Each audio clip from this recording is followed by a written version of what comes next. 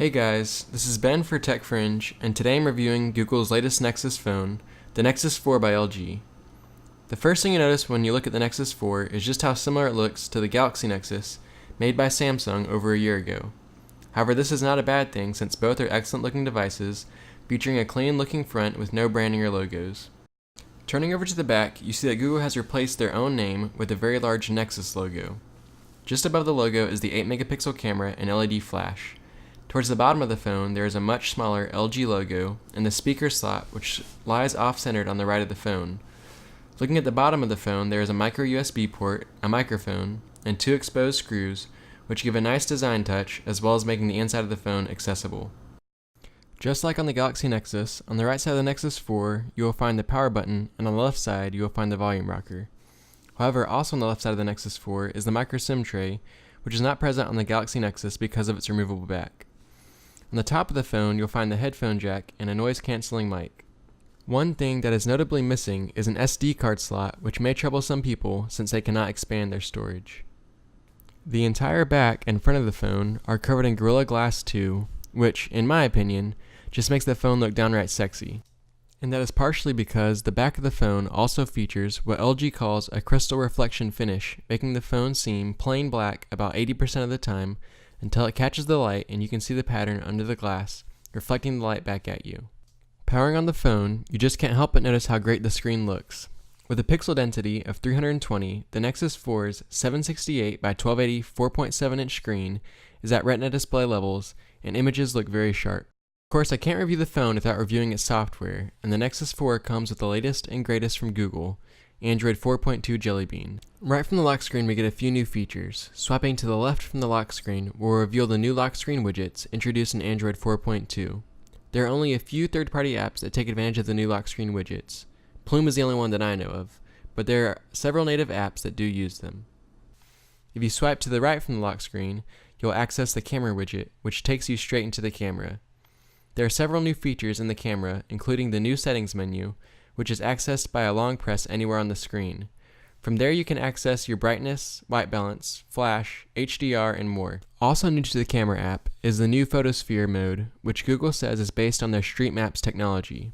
Essentially, you just line up the blue dot with the middle of the screen, and the UI guides you around the room taking pictures, and then it stitches it all together in the gallery. Speaking of which, the gallery has also been changed, and now features a much cleaner, more symmetrical look than the previous gallery, and it also includes the new Photosphere viewer for viewing all of your Photosphere pictures. Android 4.2 also features the new Quick Settings menu, which is accessed by pressing the button in the top right-hand corner after pulling down the notification tray. I really like this feature, however each button acts differently. For example, the brightness button brings up a slider, while the airplane mode button acts as a toggle, and the Wi-Fi button takes you into the regular Wi-Fi settings. I personally would have preferred if all the buttons were toggles, but that's just personal preference. Android 4.2 introduces another version of Gmail, finally adding pinch to zoom functionality. However, in order to get pinch to zoom, you have to go into the settings and activate it, which is another annoyance considering it should be activated automatically, since many people are not going to go looking for it in the settings. Another new feature is gesture typing, which is basically like swipe, but in my opinion it is faster, and it also shows the word it predicts you're typing right above your finger, which is very useful.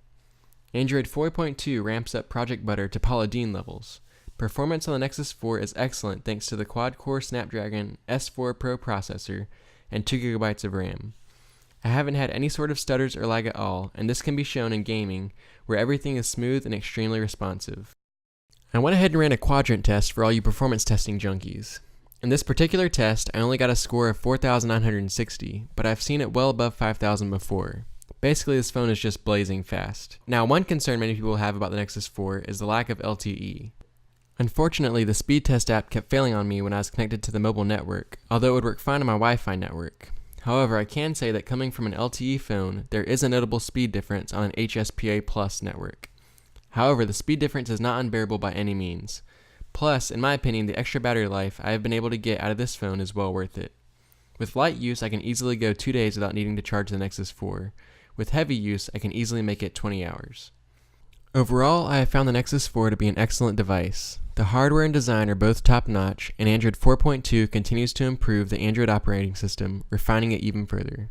Considering the extremely affordable price starting at $299 for an unlocked contract-free phone, I'm going to have to say the Nexus 4 is the best value you're going to get for any smartphone.